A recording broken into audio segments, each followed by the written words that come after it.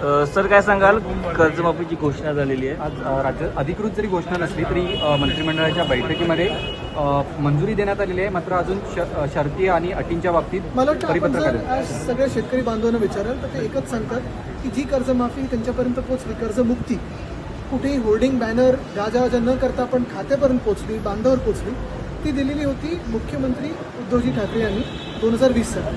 मला वाटतं त्याच्या आधीच्या घोषणा आणि त्याच्या नंतरच्या घोषणा ह्या सगळ्या पोकळ होत्या, आपल्याला माहिती होतं.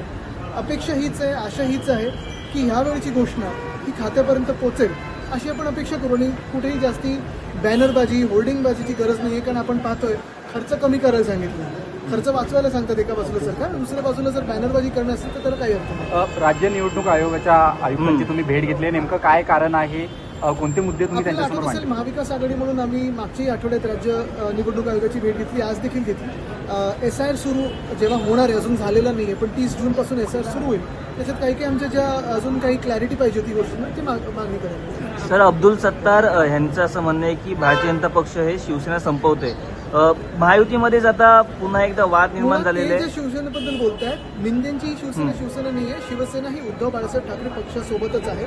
ते जे बोलतायत ती मिंदेंची चोरांची टोळी आहे. पण विधान परिषदेमध्ये ज्या पद्धतीनं एकनाथ शिंदेंना कुठेतरी कॉर्नर केलं गेलं जात आहे, त्याचा अर्थ आता शिंदेंनाच BJP दाबतंय असं म्हणायचं का? हे तो सिर्फ ट्रेलर आहे.